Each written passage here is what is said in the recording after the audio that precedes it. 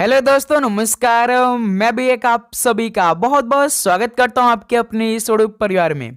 तो साथियों, जैसा कि एसएससी जुडी 2026 का एग्जाम 23 फरवरी से शुरू हो रहे हैं, लेकिन ये चांस कम लग रहा है कि 23 फरवरी को पेपर हो पाए, क्योंकि आज तो 18 फरवरी हो चुका है। यदि पेपर 23 फरवरी को होना होता तो अभी तक तो स्लॉट बुकिंग हो चुका होता, लेकिन अभी तक कुछ ऐसा नहीं हुआ है। इसका मतलब कि अब ये पेपर आगे बढ़ेगा। हर तरफ एक ही एग्जाम डेट दिखाई दे रहा है, वो है 9 मार्च। यदि 9 मार्च को पेपर होगा तो आप सभी के पास गोल्डन टाइम मिला है, पूरे 20 दिन का समय। जो भी स्टूडेंट सिलेक्शन लेंगे इन्हीं 20 दिन मिलेंगे। तो साथियों, आप सभी को एग्जाम डेट का इंतजार नहीं करना है, आपको अपनी तैयारी फोकस करना है। तो आज की इस क्लास में जो एसएससी जीडी के हर शिफ्ट में बार बार पूछे जाने वाले प्रश्न होते हैं, उन्हीं प्रश्नों का एक पूरे पेपर का हल करने वाले हैं। 55 प्रश्नों को आज के इस क्लास में डिस्कस करेंगे और आप सभी का टारगेट रहेगा कि कम से कम 55 प्रश्न में से 25 से 26 प्रश्न सही करें। तो जैसा कि एसएससी जीडी का जो परीक्षा होता है केवल 1 ही घंटे का होता है, इन्हीं 1 घंटे में आप सभी को 20 क्वेश्चन जीके मिलते हैं। डेली क्लास में ये बातें आपको हम बता रहे हैं कि आप कहीं भूल न जाएं। 20 क्वेश्चन हिंदी मिलते हैं हल करने के लिए 1 घंटे में, और 20 क्वेश्चन मैथ के मिलते हैं और 20 क्वेश्चन रीजनिंग के। 80 क्वेश्चन का आपका पेपर होता है। एक क्वेश्चन सही करने पे 2 नंबर मिलता है। 160 नंबर का पेपर होता है और हर एक क्वेश्चन पे 1/4 का माइनस मार्किंग होता है। तो आप इसे अंदाजा लगा सकते हैं केवल 60 मिनट में 80 क्वेश्चन आप सभी को हल करने के लिए दिया जाता है। सवालों का लेवल किस तरह से रहता होगा, तभी तो केवल 60 मिनट में 20 क्वेश्चन मैथ भी रहता है और 20 क्वेश्चन रीजनिंग भी रहता है। जब आप यहाँ पे प्रैक्टिस कर रहे होंगे अभी की डेट में, तो ये 40 क्वेश्चन हल कर रहे होंगे, तो आपका कितना समय जाता होगा, एक आइडिया आप लगा सकते हैं। और उसी तरह सवालों का भी आइडिया लगा सकते हैं कि किस तरह से रहता होगा।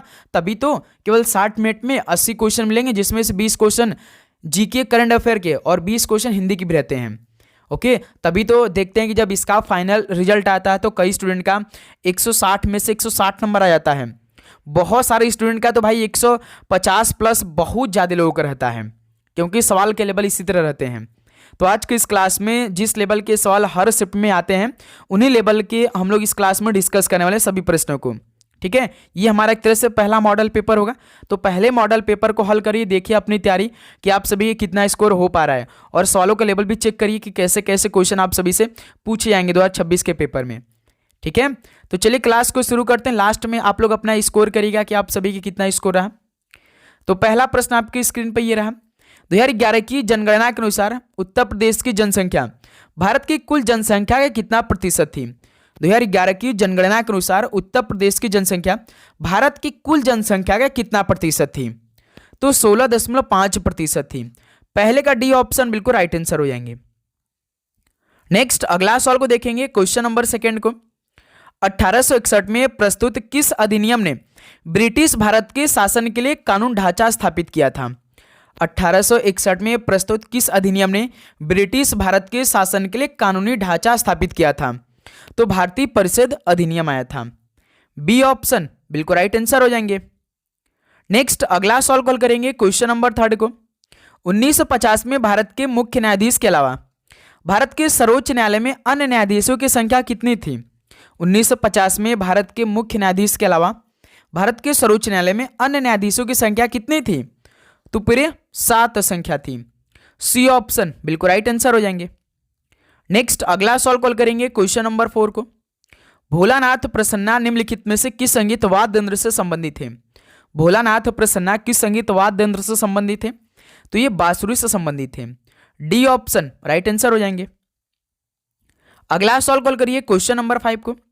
विनिमय माध्यम के रूप में कार्य करना किसका एक महत्वपूर्ण कार्य है। विनिमय माध्यम के रूप में कार्य करना किसका एक महत्वपूर्ण कार्य है, तो ये मुद्रा का एक महत्वपूर्ण कार्य है। सी ऑप्शन बिल्कुल राइट आंसर है। नेक्स्ट अगला सवाल कॉल करेंगे, क्वेश्चन नंबर 6 को। निम्नलिखित में से किस राज्य में थाई पूसम त्योहार मनाया जाता है। किस राज्य में थाई पूसम त्योहार मनाया जाता है, तो ये तमिलनाडु राज्य में मनाया जाता है। बी ऑप्शन बिल्कुल राइट आंसर हो जाएंगे। अगला सवाल को देखेंगे। तो साथियों, आगे बढ़ने से पहले आप सभी को ये सिलेक्शन वाले प्रश्नों को पढ़ लेना है भाई। आप सभी को अपने शिफ्ट में बैठने से पहले ये भाई एसएससी के नए पैटर्न पे जो इस टाइम सवाल आ रहे हैं उसको तो अच्छी तरीके से तैयार करना है। इसमें आप सभी को हम जीके जीएस पूरा कंप्लीट देंगे, विथ डिटेल सोल्यूशन देंगे। स्टैटिक जीके कंप्लीट देंगे, इंग्लिश प्लस हिंदी दोनों देंगे भाई। जिनको इंग्लिश चाहिए इंग्लिश मिलेगा, जिनको हिंदी चाहिए उनको हिंदी मिलेगा। और आपकी शिफ्ट में लगभग 4 से 5 सवाल करंट अफेयर जो कि पूरे 1 साल के पूछे जाएंगे, तो 1 साल के मोस्ट इंपॉर्टेंट करंट अफेयर देंगे, पूरा निचोड़ रहेगा भाई। रीजनिंग आप सभी को पूरा कंप्लीट विथ डिटेल सोल्यूशन रहेगा, वो भी टॉपिक वाइज रहेगा। मैथ्स भी पूरा कंप्लीट रहेगा भाई। मिलेगा आपको कैसे, ये जो नीचे नंबर दिखाई दे रहा है इस पर आपको मैसेज करना है। मैसेज करते ही टीम आपसे बात करेगी, तुरंत आपको प्रोवाइड करेगी मात्र भाई 50 रुपीज़ में। मात्र 50 रुपीज़ पे करके आप सभी ये पूरा कंटेंट, वो भी क्वालिटी कंटेंट अपने पास मंगाइए और यहाँ से अपना सिलेक्शन के शेयर कर लीजिए भाई। अभी 20 दिन पहले ही यदि आपने इन्हीं महीने में इसे पूरा कंप्लीट कर लिया तो आपको भाई कोई नहीं रोक सकता। अब बहुत बेटर स्कोर करेंगे भाई, जिस लेवल के सवाल पूछा थे ना उन्हीं के देखते हुए ये पूरा हमने PDF आपके लिए तैयार किया है। हर एक क्वेश्चन का आपको सोल्यूशन भी अलग से मिलेगा, ठीक है। तो भाई अपने शिफ्ट में बैठने से पहले उसको आप मंगाइए। देखिए क्वेश्चन नंबर 7, निम्नलिखित में से किसने 322 ईसा पूर्व में मौर्य साम्राज्य की स्थापना की थी? किसने 322 ईसा पूर्व में मौर्य साम्राज्य की स्थापना किया था? तो चंद्रगुप्त मौर्य ने किया था। ऑप्शन है बिल्कुल राइट आंसर है। नेक्स्ट अगला सवाल कॉल करिए क्वेश्चन नंबर 8 को। द्वितीय पंचवर्षीय योजना 1956 में स्टार्ट हुआ था, 1961 में समाप्त हुआ था। तो इसने औद्योगिकीकरण के दृष्टिकोण के संदर्भ में प्रथम पंचवर्षीय योजना से किस प्रकार भिन्नता दर्शाई? द्वितीय पंचवर्षीय योजना ने औद्योगिकीकरण के दृष्टिकोण के संदर्भ में प्रथम पंचवर्षीय योजना से किस प्रकार भिन्नता दर्शाई थी? तो ये भारी उद्योग के विकास पर बल दिया था, तो इस प्रकार भिन्नता दर्शाई थी। तो इस सवाल का सी ऑप्शन बिल्कुल परफेक्ट आंसर हो जाएंगे। नेक्स्ट अगला सवाल कॉल करेंगे क्वेश्चन नंबर 9 को। निम्नलिखित में से किस राज्य के गालो जनजाति द्वारा पोपीर नृत्य किया जाता है? किस राज्य के गालो जनजाति द्वारा पोपीर नृत्य किया जाता है? तो अरुणाचल प्रदेश के। डी ऑप्शन बिल्कुल राइट आंसर है। नेक्स्ट अगला सवाल कॉल करेंगे क्वेश्चन नंबर 10। हंस क्रिश्चियन ऑस्टेड ने कब खोजा कि किसी तार में विद्युत धारा का वह प्रवाह पास स्थित चुंबकीय कंपास सुई को विक्षेपित कर सकता है? हंस क्रिश्चियन ऑस्टेड ने कब खोजा कि किसी तार में विद्युत धारा का वह प्रवाह पास स्थित चुंबकीय कंपास सुई को विक्षेपित कर सकता है? तो वर्ष 1820 में खोया था। डी ऑप्शन बिल्कुल राइट आंसर है। अगला सवाल को देखिए क्वेश्चन नंबर 11 को। 11वीं पंचवर्षीय योजना 2007 में शुरू हुआ था, 2012 में समाप्त हुआ था। इसका लक्षित विकास दर कितना प्रतिशत का था? 11वीं पंचवर्षीय योजना का लक्षित विकास दर कितने प्रतिशत का था, कितने परसेंटेज का था? तो 9% का था। ऑप्शन ए बिल्कुल राइट आंसर हो जाएंगे। नेक्स्ट अगला सवाल को देखिए क्वेश्चन नंबर 12 को। 2011 की जनगणना के अनुसार किस पूर्वोत्तर राज्य में साक्षरता दर सबसे अधिक है? 2011 की जनगणना के अनुसार किस पूर्वोत्तर राज्य में साक्षरता दर सबसे अधिक है? तो मिजोरम राज्य में। डी ऑप्शन बिल्कुल राइट आंसर है। अगला सवाल कॉल करिए क्वेश्चन नंबर 13 को। भारतीय खिलाड़ी आर वैशाली किस खेल से जुड़ी हैं? भारतीय खिलाड़ी जो आर वैशाली है किस खेल से जुड़ी हैं? तो ये शतरंज खेल से जुड़ी हैं। ऑप्शन बी बिल्कुल राइट आंसर हो जाएंगे। नेक्स्ट अगला सवाल कॉल करेंगे क्वेश्चन नंबर 14 को। यामिनी कृष्णमूर्ति को किस नृत्य शैली की अस्थाना नर्तकी के रूप में पहचाना गया था?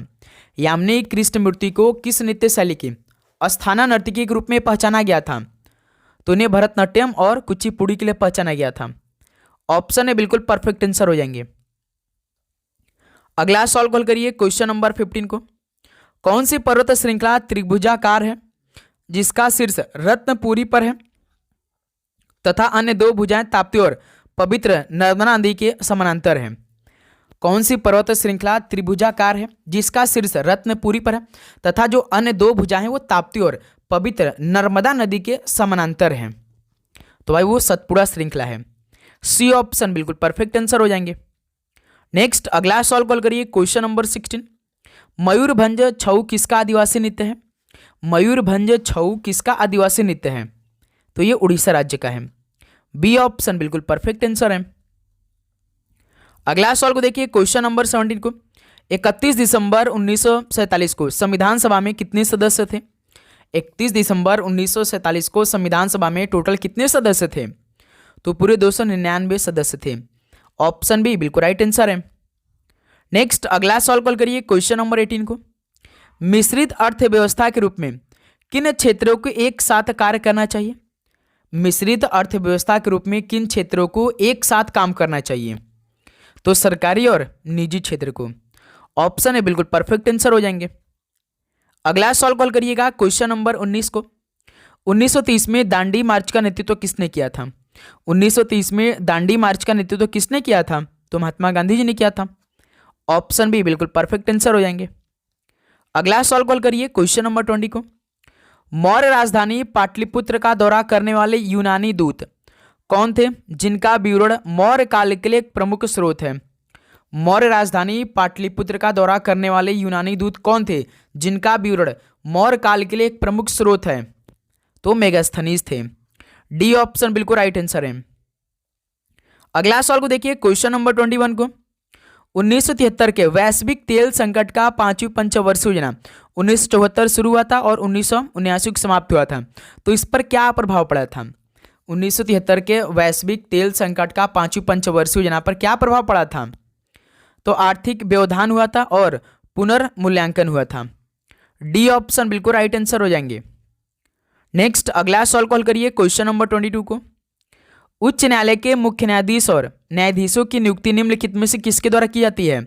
उच्च न्यायालय के मुख्य न्यायाधीश और न्यायाधीशों की नियुक्ति किसके द्वारा की जाती है?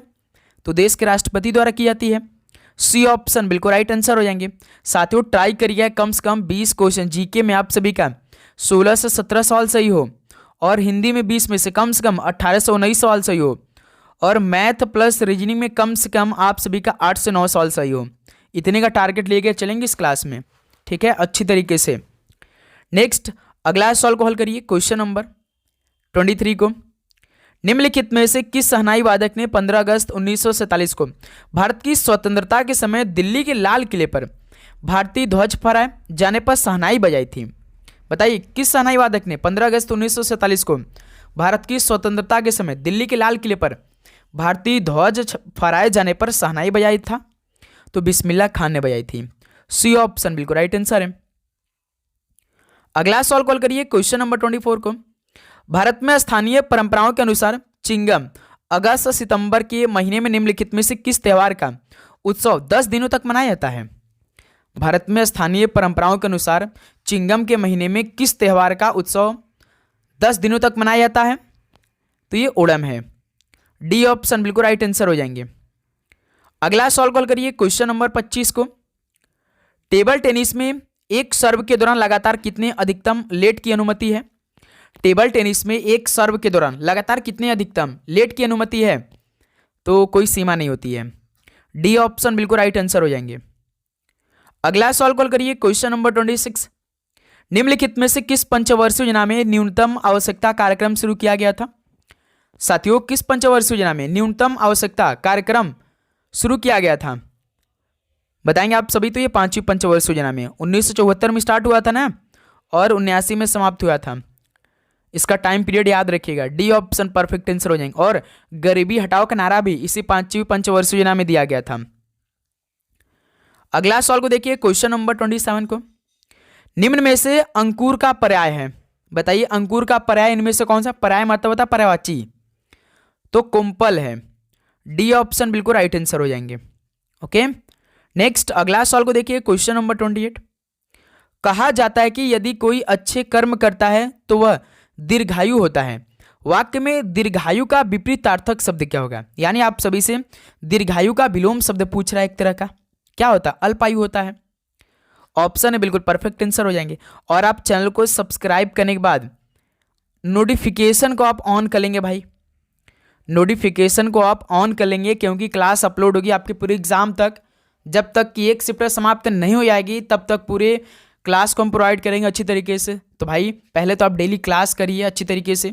डेली क्लास में जितने भी क्वेश्चन है उससे तैयार करिए क्योंकि हम बहुत ही डीप में हर एक क्वेश्चन को हम करवाएंगे भाई। जिस तरह से इस टाइम एसएससी के पेपर में सवाल पूछे जा रही है, आप देख रहे हैं कि सवालों का लेवल कितना बढ़ रहा है। तो भाई हम डीप में एक एक लाइन को पढ़ेंगे, वो भी टॉपिक वाइज। जहाँ जहाँ से इस टाइम एसएससी पूछ रही है सारे प्रश्नों को निचोड़ हम लोग करेंगे। तो डेली आप क्लास करेंगे, सुबह एक होती है और एक शाम में होती है, ठीक है। तो नोटिफिकेशन आप ऑन करेंगे तो क्लास अपलोड होगी तो पहला नोटिफिकेशन आप सभी के पास आएगी। तो इसलिए भाई नोटिफिकेशन को आप ऑन करिए, अभी तुरंत ऑन कर लीजिए। जिसे सभी बातों का ज्ञान हो वाक्यांश के लिए उपयुक्त शब्द क्या होगा? जिसे सभी बातों का ज्ञान हो इस वाक्यांश के लिए एक शब्द क्या बनेगा? तो सर्वज्ञ हो जाएगा। डी ऑप्शन बिल्कुल राइट आंसर है। नेक्स्ट अगला सवाल कॉल करिए क्वेश्चन नंबर 30 को। निम्नलिखित मुहावरे का उचित अर्थ लिखिए। अंगूठा दिखाना, इसका अर्थ क्या होगा? यानी इनकार करना। ऑप्शन है बिल्कुल राइट आंसर हो जाएंगे। नेक्स्ट अगला सवाल कॉल करिए क्वेश्चन नंबर 31 को। निम्नलिखित वाक्यांश के लिए उपयुक्त सार्थक शब्द है जिसके विषय में जानकारी न हो। इसके लिए क्या बनेगा? एक वर्ड में जिसके विषय में जानकारी न हो तो उसे हम क्या बोलेंगे भाई? अज्ञात। बी ऑप्शन परफेक्ट आंसर है। अगला सवाल को देखिए क्वेश्चन नंबर 32। रिक्त स्थान की पूर्ति विदेशी शब्द से करिए। मोहन के जाते ही सभागार, सभा, न्यायालय, ये देसी सभी शब्द हैं, लेकिन जो अदालत है ये विदेशी शब्द है। यानी मोहन के जाते ही अदालत जो है, अदालत में कार्रवाई शुरू हो गई। बी ऑप्शन बिल्कुल राइट आंसर है। अगला सवाल कॉल करिए क्वेश्चन नंबर 33 को देखिए। निम्नलिखित वाक्यांश हेतु सार्थक शब्द की पहचान करिए जिसका कोई आरंभ न हो। इसके लिए एक शब्द क्या बनेगा? जिसका कोई आरंभ न हो, अनादि बोलते हैं। डी ऑप्शन राइट आंसर हो जाएंगे। अगला सवाल कॉल करिए क्वेश्चन नंबर 34। रात्रि का पर्याय निम्न में से क्या है? रात्रि का पर्याय इनमें से कौन सा है? तो विभावरी है। डी ऑप्शन बिल्कुल राइट आंसर है। अगला सवाल कॉल करिए क्वेश्चन नंबर 35 को। निम्नलिखित वाक्यांश के लिए सार्थक शब्द चुनिए। अपनों से बड़ों के लिए प्रयुक्त किया जाने वाला सम्मान सूचक शब्द बताइए। अपनों से बड़ों के लिए प्रयुक्त किया जाने वाला सम्मान सूचक शब्द क्या होता है भाई? महोदय हम लोग लगाते हैं ना। बी ऑप्शन बिल्कुल परफेक्ट आंसर हो जाएंगे। नेक्स्ट अगला सवाल को देखिए क्वेश्चन नंबर 36। स्थिर का विलोम शब्द नीचे दिए गए विकल्पों में से चुनिए। स्थिर का विलोम क्या होगा? चंचल होगा। डी ऑप्शन बिल्कुल राइट आंसर है। नेक्स्ट अगला सवाल कॉल करिए क्वेश्चन नंबर 37 को। निम्नलिखित वाक्य के किस खंड में अशुद्धि है? 10 रुपया में क्या आता है? इसमें तो भाई वचन त्रुटि तुरंत दिखाई दे रहा है। इसमें वचन त्रुटि है। जो यहाँ पे 10 रुपया लिखा है ना, रुपए की जगह रुपए होगा। यानी 10 रुपए में क्या आता है? तो रुपया इसमें भाई अशुद्धि है। आपका सिंपल सा रुपए आएंगे भाई, रुपया नहीं आएगा, अ की मात्रा नहीं लगेगा, केवल सिंपल यह रहेगा। ठीक है, तो 10 रुपए में क्या आता है? ये आपका बिल्कुल परफेक्ट वाक्य बनेगा। तो डी ऑप्शन इस सवाल का राइट आंसर हो जाएंगे। नेक्स्ट अगला सवाल को देखिए क्वेश्चन नंबर 38। जो कानून के विरुद्ध हो, वाक्यांश के लिए उपयुक्त शब्द क्या होगा? जो कानून के विरुद्ध हो, इसके लिए शब्द क्या बनेगा? अवैध हो जाएगा। ऑप्शन है बिल्कुल राइट आंसर है। अगला सवाल कॉल करिए क्वेश्चन नंबर 39। निम्नलिखित वाक्य में अशुद्ध शब्द बताइए। वह पेड़ पर नीचे गिरा। सेंटेंस को पढ़िए और बताइए। इसमें तो भाई देखिए कारक प्रयोग त्रुटि है। इसमें जो कारक प्रयोग त्रुटि होता है ना, वो है। तो इसमें बात करेंगे तो क्या होना चाहिए? वह पेड़ से नीचे गिरा। परस की जगह क्या होगा भाई? से होगा। सार्थक शब्द आपका से होगा। ठीक है, तो देखिए अशुद्धि पूछा है तो पर इसमें अशुद्ध है, क्या होगा सही? से आपका सही होगा। डी ऑप्शन इस सवाल का राइट आंसर हो जाएंगे। ओके, अगला सवाल को देखिए क्वेश्चन नंबर 40। सुकर का विलोम बताइए क्या होगा? सुकर का विलोम तो दुष्कर होगा। ऑप्शन है बिल्कुल राइट आंसर है। अगला सवाल कॉल करिए क्वेश्चन नंबर 41 को। गुलाब के फूल की सभी को मन को भाती है। गुलाब के फूल की जो सबसे अच्छी बात क्या होती है? सुगंध होती है, अच्छी बात, जो कि सभी को मन को भाती है। बदबू तो नहीं होता भाई गुलाब के फूल की जो सुगंध होती है। दुर्लभ तो नहीं है, दुर्गंध नहीं होता, क्या होता भाई? यानी गुलाब के फूल की सुगंध सभी को मन को भाती है। ऑप्शन है बिल्कुल परफेक्ट आंसर हो जाएंगे। नेक्स्ट अगला सवाल को देखिए क्वेश्चन नंबर 42। उंगली पकड़कर माथा पकड़ना, मुहावरे में रेखांकित शब्द के स्थान पर उपयुक्त शब्द क्या होगा? दोस्त मेरे ये मोस्ट इंपॉर्टेंट सवाल आपके लिए बनेगा। जैसे देखिए उंगली पकड़कर, माथा की जगह यहां पर याद रखिएगा पहुंचा होगा। यानी उंगली पकड़कर पहुंचा पकड़ना, इसका मतलब कि ना ये जो आपका सेंटेंस बन रहा है उंगली पकड़कर पहुंचा पकड़ना, ये माथा नहीं होगा। तो इसका पूरा सेंटेंस बनेगा धीरे धीरे साहस को बढ़ने देना। इस मुहावरे का अर्थ यही होता है, धीरे धीरे साहस को बढ़ने देना। जो दिया है कि उंगली पकड़कर पहुंचा पकड़ना, ठीक है, तो इसमें भाई माथा की जगह पहुंचा होगा। डी ऑप्शन बिल्कुल राइट आंसर है। ठीक है, नेक्स्ट अगला सवाल को देखिए क्वेश्चन नंबर 43। वायु प्रवाह में नौका तेजी से चल रही थी। वाक्य के भावानुसार विपरीतार्थक शब्द क्या होगा? वायु प्रवाह में नौका तेजी से चल रही थी। वाक्य के भावानुसार विपरीतार्थक शब्द क्या बनेगा? तो इसके लिए प्रतिकूल बनेगा। ऑप्शन है बिल्कुल राइट आंसर है। नेक्स्ट अगला सवाल को देखिए, क्वेश्चन नंबर 44। निम्नलिखित वाक्यांश को ध्यान पूर्वक पढ़िए और इसके लिए सार्थक शब्द का चयन करिए। अंडे से जन्म लेने वाला, अंडे से जन्म लेने वाला, इसके लिए क्या बनेगा? अंडज हो जाएगा। ऑप्शन परफेक्ट आंसर हो जाएंगे। नेक्स्ट अगला सवाल को देखिए, क्वेश्चन नंबर 45। छंद मुख्यतः कितने प्रकार के होते हैं? एक तो देखिए मात्रिक होता है, एक वार्णिक होता है, यानी कि 2 प्रकार के हो जाएंगे छंद। तो 2 प्रकार के, पहला ऑप्शन आपका बिल्कुल राइट आंसर हो जाएंगे। एक वार्णिक होता है, एक मात्रिक होता है, यही 2 छंद मुख्यतः होते हैं। नेक्स्ट अगला सवाल कॉल करिए, क्वेश्चन नंबर 46। तो देखिए अब रीजनिंग के क्वेश्चन, रीजनिंग के हम लोग ध्यान से अच्छी तरीके से सवालों को सॉल्व करेंगे। दी गई श्रेणी में प्रश्नवाचक चिन्ह के स्थान पर क्या आना चाहिए? हल करिए भाई। नंबरों का श्रृंखला दिया है 450, 460, 471, 483, 496। इसके बाद क्वेश्चन मार्क क्या आएगा? नंबरों का श्रृंखला बढ़ रहा है, तो ट्राई करिए आप खुद से। पहले तो बढ़ रहा है यानी इसमें कुछ ना कुछ ऐड किया होगा तभी तो बढ़ रहा है ना। 450 से 460 यानी +10 किया है ना। 460 से 471 +11, 471 से 483 +12, 483 से 496 +13। लॉजिक देखिए +10 +11 +12 +13 किया है, यानी जो लास्ट में 496 दिया है इसमें हम भाई +14 कर देंगे लॉजिक के अनुसार। तो 96 14 110 यानी 510 हो जाएगा। तो इस सवाल का बी ऑप्शन परफेक्ट आंसर हो जाएंगे। लॉजिक इसमें +10 +11 +12 +13 लगाता है, तो अगली संख्या हम +14 करके अपना आंसर निकाल लिया भाई, जो कि 510 आया है। ओके, नेक्स्ट अगला सवाल कॉल करिए, क्वेश्चन नंबर 47 को। चलिए भाई इस सवाल का राइट आंसर दीजिए आप सभी। अंग्रेजी वर्णमाला क्रम के आधार पर एक निश्चित तरीके से UMCP जो है वो ZOEU से संबंधित है, उसी प्रकार QBX के VDZP से संबंधित है। समांतर का अनुसरण करते हुए EJAH निम्नलिखित में से किससे संबंधित है? सॉल्व करिए। UMCP इसका कोड ZOE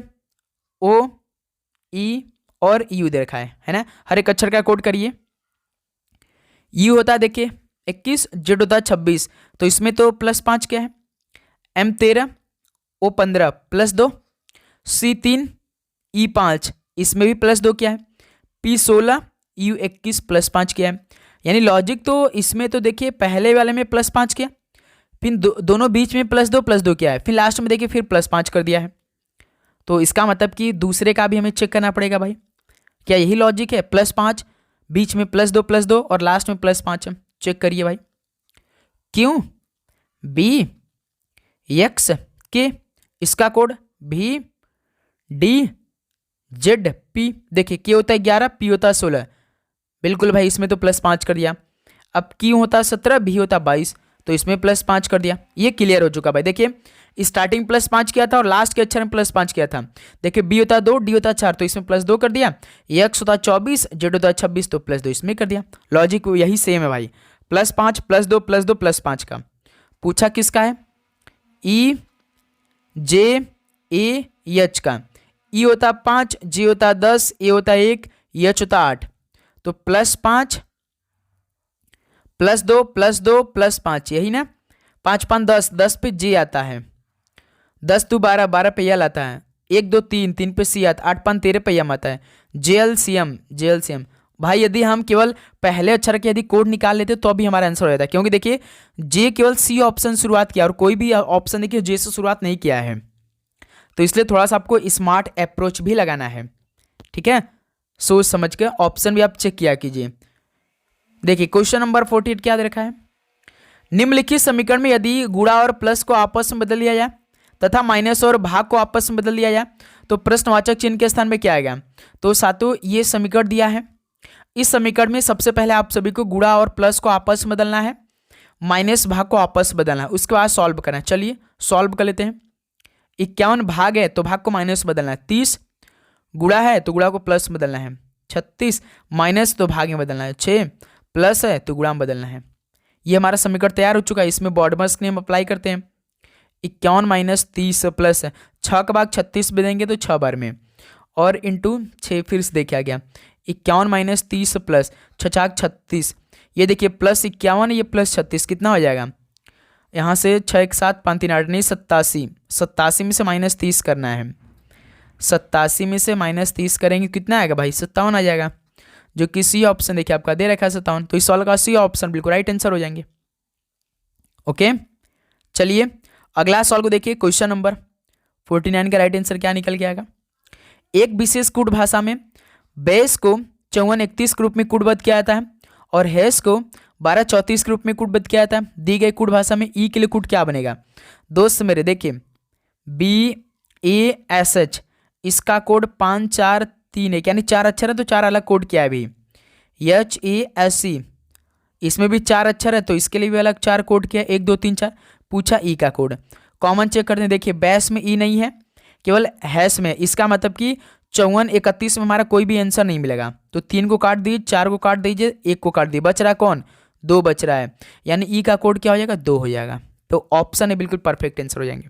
सिंपल सा याद रखिएगा, जो सिंगल अक्षर पूछेगा जिसमें रहेगा उसी में आपका आंसर होगा। देखिए BASH में ई नहीं है, आपका आंसर ई किस में है, केवल HASE में है, तो इसी में हमारा कोई ना कोई आंसर आएगा।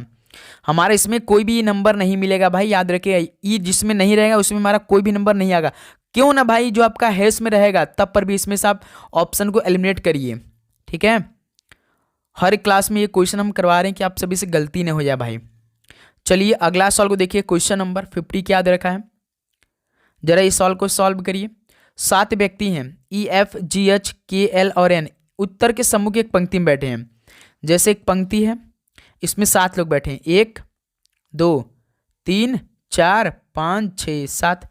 तो एक एक लाइन को पढ़ेंगे, एक एक लाइन को हम कंप्लीट करेंगे। बहुत आसान सवाल होता है, इससे आसान सवाल कोई होता नहीं है। यल के बाईं ओर केवल 3 व्यक्ति बैठे हैं, जी के दाईं ओर केवल एफ बैठा है। अब देखिए हम यही सवाल शुरू करेंगे, हम सवाल यही शुरुआत करेंगे कि जी के दाईं ओर केवल एफ बैठा है, यानी जी को हम यहाँ बैठाकर इसके राइट साइड में एफ को यहाँ बैठा देते, क्योंकि इसके बाद कोई व्यक्ति बैठा नहीं है। यही सवाल शुरुआत करने का बेस्ट अप्रोच है। उसका देखिए जी और के के बीच केवल 3 व्यक्ति बैठे हैं, जी और के के बीच में 3 व्यक्ति, 1 2 3, जी और के बीच में 3 व्यक्ति बैठ गए, ठीक है। उसके बाद अब पहला लाइन को भी पढ़ लेते हैं भाई, जो हमने छोड़ा था। यल के बाईं ओर केवल 3 व्यक्ति बैठे हैं, यल के बाईं ओर केवल 3 व्यक्ति बैठे हैं। तो दोस्त मेरे यल को हम यहाँ बैठा देंगे तो इसके बाईं साइड में 3 व्यक्ति बैठ जाएंगे। इसका बाईं साइड इधर है, दाहिना साइड इधर है, ये ध्यान रखिएगा आप लोग, ठीक है। फिर देखिए अगला लाइन क्या दिया है, यन जो है ना वो यच के बाईं ओर कहीं बैठा है, यन जो है ना वो यच के बाईं ओर कहीं बैठ गया है, लेकिन ई के दाईं ओर कहीं बैठ गया है। भाई साहब यन जो है ना यच के बाईं ओर कहीं बैठा है और ई के दाईं साइड में भी कहीं बैठा है यन जो है। तो दोस्त मेरे सबसे पहले ई को राइट साइड में हम यन को यहां बैठा देते हैं और यच के बाईं यच को यहां बैठा देंगे तो कहीं बैठ जाएगा। पूरा सॉल्व हो गया। देखिए ई के दाईं साइड में कहीं यन बैठा है और यच के बाईं साइड में यन कहीं बैठा है, यही तो सॉल्व दे रहा है ना। लाइन में पढ़िए, देखिए यन जो है यच के बाईं ओर कहीं बैठा है, देखिए यच के बाईं साइड में कहीं यन बैठा है और ई के दाईं ओर कहीं बैठा, तो ई के राइट साइड में यन कहीं बैठ गया, पूरे व्यक्ति बैठ गए। सवाल क्या पूछा है, ई और यन के बीच कितने व्यक्ति बैठे हैं। ई और यन के बीच में तो केवल के बैठा है, यानी केवल एक व्यक्ति बैठा है, तो बी ऑप्शन इस सवाल का परफेक्ट आंसर हो जाएंगे। सिंपल सवाल भाई, ठीक है। चलिए अगला सवाल को देखिए, क्वेश्चन नंबर 51 को। दी गई श्रेणी में प्रश्नवाचक चिन्ह के स्थान पर क्या आना चाहिए। 7 17 25 53 61 क्वेश्चन मार्क। 7 17 25 53 61 question mark. 7 से 17 तो इसमें देखिए पहले 2 का गुणा किया प्लस 3 कर दिया, 7 दूना 14 3 17, 17 से 25 प्लस 8 किया। फिर देखिए 25 में 2 का गुणा करेंगे 50, 50 में 3 जोड़ देंगे 53, 53 में प्लस 8 कर देंगे तो 61 हो जाएगा। लॉजिक इसमें देखिए पहले 2 का गुणा प्लस 3, फिर प्लस 8, फिर लॉजिक 2 का गुणा प्लस 3, फिर देखिए प्लस 8, यानी 61 में इस बार हम 2 का मल्टीप्लाई करेंगे प्लस 3 करेंगे तब आंसर आएगा। 61 दूना 122, 122 में 3 जोड़ देंगे तो 125, यानी इस क्वेश्चन मार्क की जगह 125 आंसर आएगा भाई, चेक कर लीजिए। लॉजिक इसमें गुणा 2 प्लस 3 प्लस 8 गुणा 2 प्लस 3 फिर इसका प्लस 8। तो इसी प्रकार भाई लास्ट में देखिए प्लस 8 आ रहा है, तो इसके बाद लॉजिक तो यही आएगा ना, गुणा 2 प्लस 3 का। तो 61 है, 61 में 2 का गुणा किया फिर प्लस 3 कर दिया तो 125 आ गया। 61 दूना 122, 122 3 125 हो जाएगा। क्लियर। नेक्स्ट अगला सवाल को देखिए, क्वेश्चन नंबर 52। मान ज्ञात कीजिए। भाई 2025 का जो आपका पूरा पेपर हुआ था ना, हर शिफ्ट में ये सवाल पूछा था, जो 4 फरवरी से लेकर 24 फरवरी के पेपर में हुआ था, 2025 की हम बात कर रहे हैं, ठीक है। इसका मान ज्ञात करेंगे तो पहले भाग कर देंगे भाई, 8 का भाग 32 में 4 बार में इंटू 5 माइनस 2 गुणे 3, ठीक है। 4 पंजे 20 माइनस 3 दूना 6, 20 में से 14 घटा देंगे तो 20 में से 6 घटा देंगे 14, यानी सी ऑप्शन इस सवाल का राइट आंसर हो जाएंगे। क्लियर। चलिए अगला सवाल को देखिए, क्वेश्चन नंबर 53 को। राकेश 154 कुर्सियां बेचता है और उसे 66 कुर्सियों के विक्रय मूल्य के बराबर लाभ होता है, तो उसका लाभ प्रतिशत क्या होगा। दोस्त मेरे, जो राकेश 154 कुर्सियां बेच रहा है लेकिन उसको लाभ केवल 66 कुर्सियों के विक्रय मूल्य यानी सेलिंग प्राइस के बराबर ही हो रहा है, तो वो किसके बराबर लाभ हो, यानी लाभ प्रतिशत कितना हो सकता है। यदि दोस्त मेरे मान लेते हैं कि जो राकेश 154 कुर्सियां बेचा है उसका जो सेलिंग प्राइस रहा होगा वो केवल 1 रुपया रहा होगा। जो राकेश ने 154 कुर्सियां बेचा है तो हमने मान लिया कि उसका जो सेलिंग प्राइस रहा होगा वो केवल 1 रुपया रहा होगा। तो यहाँ से कुल विक्रय मूल्य कितना हो जाएगा, कुल विक्रय मूल्य कितना निकल आएगा भाई, 1 गुणे 154 हो जाएगा, यानी 154 रुपये के बराबर हो जाएगा, है ना दोस्त मेरे। तब उसी प्रकार जो लाभ है, लाभ जो हो रहा है उसको 66 कुर्सियों के बराबर, तो उसका सेलिंग यानी कुल विक्रय मूल्य कितना हो जाएगा, रुपये 66 रुपया हो जाएगा। ये हो जाएगा ना भाई, दिमाग लगाइए। यदि हम ये दिमाग लगा ले कि जो एक कुर्सिया का सेलिंग प्राइस रहा होगा 1 रुपया, तो इसी प्रकार जो कुल विक्रय मूल्य होगा वो 154 रुपया होगा, क्योंकि 154 इंटू 1 करेंगे 154 बराबर हो जाएगा। तो लाभ 66 कुर्सियों के बराबर हो रहा है तो कितना रुपया होगा, वो विक्रय मूल्य 66 रुपया होगा, ठीक है। तो यहाँ से हम लोग यदि क्रय मूल्य निकाल लेते हैं यानी कास्ट प्राइस निकाल लेते हैं तो कितना होगा भाई, कुल एसपी यानी कुल जो सेलिंग प्राइस हुआ है और जो लाभ हुआ है, कुल सेलिंग प्राइस कितना 154 है और लाभ कितने का हो रहा है, उसको 66 हो रहा है। तो कास्ट प्राइस यहाँ से 88 आ जाएगा भाई, 154 में से 66 घटेगा तो 88 आता है।